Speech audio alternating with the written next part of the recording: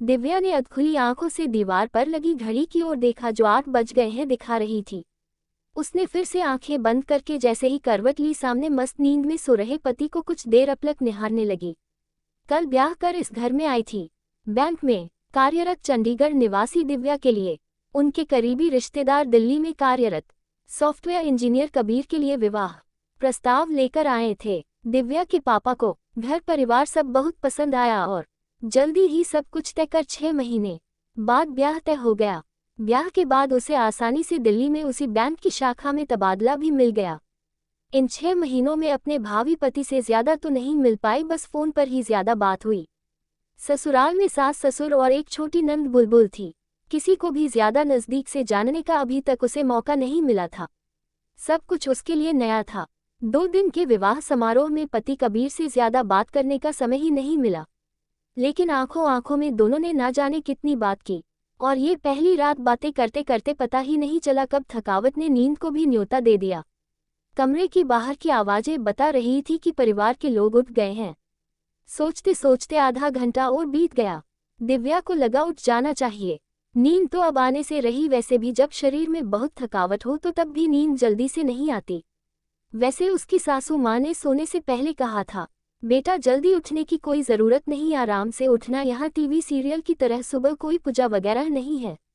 कहते ही दोनों सास बहू हंस पड़ी थी। दिव्या ने उठने के लिए अभी 2 ही कदम बढ़ाए थे कि बीच राह में उसे अपने बड़े बड़े 3 सूटकेस रास्ता घेरे मिले। उसने नज़र घुमाकर कमरे का जायजा लिया। कमरा ज्यादा बड़ा नहीं था। एक बड़ी सी अलमारी और साथ ही बड़ा सा शीशा और नीचे सुविधाजनक सामान रखने की व्यवस्था, साथ में एक तरफ छोटा सा टेबल और कुर्सी पड़ी थी जिस पर कबीर का लैपटॉप पड़ा था। अटैचियों को सरकाकर उसने बाथरूम तक अपने जाने का रास्ता बनाया। तौलिए के लिए कबीर की अलमारी खोली तो देखकर हैरान हुई, जो कि पहले से ही कपड़ों से ठसाठस भरी हुई थी। देखते ही उसके मुख से निकला, हे राम, यहाँ तो रुमाल भर की भी जगह नहीं है। मेरे कपड़े कहाँ जाएंगे। खैर थोड़ी देर बाद बाथरूम से नहाकर जब बाहर निकली तो सूटकेस देखकर सोचने लगी, माँ ने किसमें मेरे हल्के फूल के कपड़े रखे हैं। एक सूटकेस उठाकर बिस्तर पर रखा तो उसमें उसके ऑफिस के कपड़े, जूते वगैरह वगैरह। फिर हिम्मत कर दूसरा उठाते उठाते हाथ से ऐसा छूटा कि पैर के अंगूठे पर सीधा गिरा। पैर पूरा दर्द से भर गया और अंगूठे का मांस उतरते ही खून तेजी से बहने लगा। एक हल्की सी चीख को उसने अपने मुंह पर हाथ रखकर दबा लिया। नहीं चाहती थी कि पति की नींद में खलल आए। उसने जल्दी से साथ पड़ा रुमाल चोट पर बांधा, दूसरी अटैची खोली और भगवान का शुक्र किया, सब कपड़े उसी में थे। एक हल्का सा गुलाबी रंग का उसने प्लाजो सूट पहना, बड़ा सामान्य सा मेकअप किया और बाहर आ गई। रसोई में उसकी सासू माँ रेखा और कबीर की चाची नीता खड़ी बातें कर रही थी। दिव्या ने दोनों के पांव छूकर प्रणाम किया। रेखा ने उसे बहुत सारा प्यार और आशीर्वाद देकर कहा, बेटा तुम बैठो, मैं तुम्हारे लिए चाय बनाकर लाती हूँ। दिव्या भी बात जारी रखते हुए पूछने लगी, पापा जी बुलबुल सब उठ गए। रेखा, पापा तो कब से उठ गए और बुलबुल तो 12 बजे से पहले उठने वाली नहीं। दिव्या, हाँ वो तो है, शादी की थकावट भी तो बहुत होगी। उसकी बात सुनते ही मीता बोल पड़ी, वो तो महारानी है इस घर की, यह तो उसका रोज का उठना है बहुरानी। तुम्हारी जो यह नंद है ना किसी राजकुमारी से कम नहीं, धीरे धीरे तुम्हें उसके शौक नाज नखरे पता चलेंगे, कहकर चाची आंख मटका कर हंसने लगी। तभी रेखा की नज़र दिव्या के खून से भरे उस रुमाल पर गई तो वो एकदम घबरा गई। ये चोट कैसे लगी बेटा? वो उसके पैर की ओर देखते हुए बोली। वो अटैची लग गई कपड़े निकालते हुए। ज्यादा नहीं है, ठीक हो जाएगी, कहते हुए दिव्या सासू माँ से पूछने लगी, मम्मी जी मेरे कपड़े रखने के लिए कोई जगह है? रेखा, सच में बेटा, मैं भी इसी बारे में सोच रही थी। ऊपर छत पर हमारा गेस्ट रूम है, वहाँ दीवार की अलमारी में तो सीलन है, एक और पुरानी लकड़ी की अलमारी है, अगर तुम्हें पसंद आए तो वहीं फिलहाल रख लो, फिर जब समय मिले तो कबीर के साथ जाकर अपने लिए एक नई अलमारी खरीद लाना। दिव्या सुनकर खुश हुई और 2 दिन के बाद चाचा चाची के जाते ही अपनी सारी अटैचियां कमरे में पहुंचवा दी। दिव्या ने जैसे ही वह पुरानी अलमारी देखी तो कुछ देर के लिए उसे देखती रही। गजब की उस पर चित्रकारी थी। दरवाजे पर छोटा सा दर्पण भी था। लगता था जैसे पीढ़ी दर पीढ़ी कोई यादों की विरासत को धरोहर के रूप में संभाले हुए थी वह अलमारी। दिव्या ने बड़े करीने से उस खजाने रूपी अलमारी में अपने सब कपड़े अच्छे से लगा दिए। कुछ उसकी पोशाकें अभी पैकिंग में ही थी, उसने उन्हें वैसे का वैसे ही रख दिया। अलमारी में उसका सारा सामान बड़े सुसज्जित तरीके से जब लग गया तो जमी हुई अलमारी को देखकर वो स्वयं की मेहनत पर खुश होने लगी। रीति रिवाज रिश्तेदार घूमना फिरना जब निपट गया तो जीवन धीरे धीरे सामान्य धर्रे पर आने लगा। फिर एक दिन इतवार को दोपहर में दिव्या रसोई में सासू माँ का हाथ बंटवा रही थी तो बुलबुल रसोई में आकर खाना मांगने लगी। माँ ने कहा आधे घंटे में तैयार हो जाएगा। खाना तैयार होते ही रेखा बुलबुल को आवाजें देने लगी। जब कोई जवाब नहीं आया तो उन्होंने दिव्या से कहा जाकर देख बेटा कहाँ चली गई है। अभी तो भूख भूख कहकर चिल्ला रही थी। बुलबुल को सारे घर में ना पाकर दिव्या उसे देखने छत पर चली गई। ऊपर छत पर पहुंचते दिव्या के पांव जैसे जमीन से जुड़ गए। सामने का नजारा देखकर उसके होश उड़ गए। बाहर छत पर जो चारपाई पड़ी थी उस पर दिव्या के सब कपड़े नुमाइश की तरह खुले पड़े थे। उसकी महंगी महंगी ड्रेसेस एक दूसरे पर एक ढेर के रूप में पड़ी थी, जिसे खरीदते वक्त उसने ना जाने कितनी बार सोचा था। एक मध्यम वर्गीय लड़की के लिए एक एक पैसे की कीमत होती है। वो अंदर कमरे में गई तो बिस्तर पर भी उसके कपड़ों की जैसे प्रदर्शनी लगी थी। पैकिंग के सभी लिफाफे इधर उधर बिखरे पड़े थे।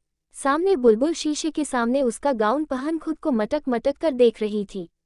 हजारों दिमाग में सवालों के बाद दिव्या बस एक ही बात कह पाई, बुलबुल ये सब क्या है। दिव्या को देखते ही बुलबुल को जैसे अपनी उलझनों का तोड़ मिल गया। चेहरे पर प्रसन्नता के भाव लाते हुए बोली, अच्छा हुआ भाभी आप आ गई, मुझे तो कुछ समझ नहीं आ रहा कौन सी ड्रेस पर अपना मन टिकाऊं, सभी एक से बढ़कर एक हैं। मेरी बहुत करीबी दोस्त की शादी है और एक नहीं तीन तीन ड्रेसेस चाहिए। उसकी बात सुनते दिव्या अपने मन के आवेगों को नियंत्रण में रखकर बड़े प्यार से बोली, लेकिन दिव्या तुमने तो अभी शादी में भी कितने कपड़े बनवाए होंगे और फिर ये सब तो मेरे साइज के हैं। बुलबुल भाभी वो तो सबने देख लिए और साइज कोई समस्या नहीं, वो तो मैं आधे घंटे में ठीक करवा लूंगी, बस आप मेरी यहाँ मदद कर दो। दिव्या मुझे नीचे बहुत काम है और तुम भी आकर खाना खा लो कहकर दिव्या नीचे चली गई। नीचे आकर जब रेखा ने पूछा तो दिव्या ने सारी बात बता दी। माँ ने ये लड़की भी कहकर इतनी बड़ी बात को बिल्कुल हल्के में लिया तो दिव्या को एक और झटका लगा। बुलबुल के इस कारनामे का अब तक कबीर को भी पता चल चुका था। रात को पत्नी का फुला हुआ चेहरा देखकर कहने लगा, जाने दो, वो है ही ऐसी, अपनी खुशी के आगे कुछ नहीं देखती और ना ही किसी से समझौता करती है। कुछ अमीर घरों की लड़कियां उसकी दोस्त है, बस उन्हीं जैसा बनना दिखना, जो भी है बस उसके लिए ये सब बहुत मामूली है। ऐसा नहीं है कि हम उसे कुछ कम पैसे देते हैं, पापा से खूब पैसे लेती रहती है। शुरू शुरू में माँ मना करती थी, जब देखा उस पर कोई असर नहीं तो माँ ने भी अपनी रवैया बदल लिया। पापा को ज्यादा उसके बारे में कुछ नहीं पता, मैं उसकी निजी कामों में ज्यादा दखलंदाजी नहीं करता, वैसे भी काफी जिद्दी और मुंह फट है। मेरी मानो तुम भी इन सब से दूर रहो, मैं नहीं चाहता कि उसके मन में तुम्हारे लिए सम्मान कम हो। वैसे भी पापा उसके लिए लड़का ढूंढ रहे हैं, उसका कॉलेज खत्म होने का बस इंतजार है। कबीर की बात का जवाब देते हुए दिव्या बोली, कबीर घरों परिवारों में बहनें नंद भाभी एक दूसरे के कपड़े पहन लेती है, कोई बड़ी बात नहीं है, लेकिन किसी की चीज को हाथ लगाने से पहले पूछ तो लेना चाहिए। शिष्टाचार नाम की भी कोई चीज होती है। सहेलियां भी एक दूसरे से जरूरत पड़ने पर कपड़े मांग लेती हैं, लेकिन इसे आदत बना लेना यह अच्छे घरों की बेटियों को शोभा नहीं देता, ऐसा मैं मानती हूँ कहकर गुस्से में कंबल तान कर सो गई। 2 साल के बाद बुलबुल की शादी एक छोटे शहर के रेस्तरां के मालिक नवीन से हो गई। परिवार में उसके पिता और एक छोटा भाई अभिमन्यु था जिसकी अभी अभी नौकरी लगी थी। माँ का काफी साल पहले स्वर्गवास हो चुका था, जाहिर था गृहिणी होने के नाते सारा घर बुलबुल के हवाले था।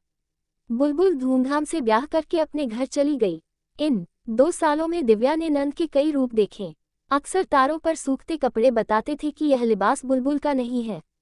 दिव्या को भी अपनी कई बार खोई हुई चीजें बुलबुल के कमरे से मिली। अब तो दिव्या के लिए भी अब यह आम हो गया था।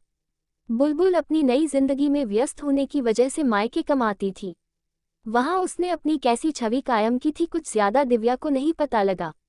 पति का स्वभाव बहुत अच्छा था, इसलिए शिकायत करने की कभी उनसे उम्मीद नहीं थी। 4 साल के बाद बुलबुल के देवर की शादी जब तय हुई तो शॉपिंग करने के मकसद से 3-4 दिन के लिए मायके आई। दिव्या के साथ जाकर खूब खरीदारी की, हर मौके के लिए सुंदर सुंदर ड्रेसेस खरीदी। फिर शादी का दिन भी आया। जब बारात चलने की घड़ी आई तो सभी बुलबुल भाभी को पूछने लगे। नवीन ने दिव्या से कहा, भाभी जरा जाकर देखे बुलबुल अभी तक तैयार हुई या नहीं। दिव्या जब बुलबुल के कमरे में गई तो सजी धजी बुलबुल को देखकर मुस्कुराने लगी। लेकिन ये साड़ी तो बुलबुल ने खरीदी ही नहीं थी। तो फिर यह साड़ी किसकी है? अभी सोच ही रही थी कि बुलबुल ने पास आकर पूछा, कैसी लग रही हूँ भाभी और कैसी लगी यह साड़ी? दिव्या, लेकिन बुलबुल तुमने तो नीले रंग की साड़ी खरीदी थी, तो फिर यह हरे रंग की साड़ी? बुलबुल, भाभी यह साड़ी मेरी दोस्त नैना की है। जानती हो 35,000 की है। एकदम नहीं, वो मुझे अपने कपड़े दिखा रही थी तो मुझे ये साड़ी बहुत पसंद आई तो कहने लगी तुम्हें इतनी अच्छी लगी तो तुम पहन लो। दिव्या सोचने लगी, हे भगवान, ये तो अभी तक सुधरी नहीं। क्या सोच रही हो भाभी, बताओ ना कैसी लग रही हूँ? बुलबुल अपने पल्लू को लहराते हुए बोली। कुछ सोचकर दिव्या ने कहना शुरू किया, साड़ी तो बहुत सुंदर है और तुम उससे भी ज्यादा सुंदर लग रही हो। लेकिन मुझे ये सोचकर बुरा लग रहा है कि यह साड़ी तुम्हें किसी को देखने ही नहीं देगी। बुलबुल हैरान होकर बोली, क्या मतलब भाभी? मतलब ये बुलबुल, जब महिलाएं तुम्हारी तारीफ करेगी तो नैना क्या यह खिताब अपनी 35,000 वाली साड़ी को नहीं देगी? वो कीमत ही नहीं, उसके साथ जुड़ी कहानी भी सुनाएगी। ये साड़ी मैंने फलां शोरूम से खरीदी, ये साथ थे, बहुत विचार किया, फिर पति ने दिल दिखाया, वगैरह वगैरह। जब सबको पता चलेगा कि तुमने अपने देवर की शादी में मांगी हुई साड़ी पहनी तो लोग क्या सोचेंगे? ये साड़ी तुम्हारे रंग रूप खूबसूरती पर हावी हो जाएगी। अपनी कम कीमत की चीज में भी अथाह खुशी होती है और साथ में संभल संभल कर चलने खाने का भी खतरा नहीं होता, कहकर दिव्या हंस पड़ी। चल जल्दी से सामान समेट कर आजा, सब तेरा इंतजार कर रहे हैं। दिव्या तो चली गई, लेकिन बुलबुल के अंतरिम में कई सुरती की तार झंझना गई। थोड़ी देर में बुलबुल आई तो दिव्या की आंखें खुशी से चमक उठी। नवीन की पत्नी को देखकर बांझी खिल उठी। बुलबुल अपने पति की मेहनत की कमाई का लिबास ओढ़कर आई थी, वही नीले रंग की साड़ी। प्रसन्नता उसकी आंखों में ही नहीं बल्कि पूरे जिस्म पर छाई थी।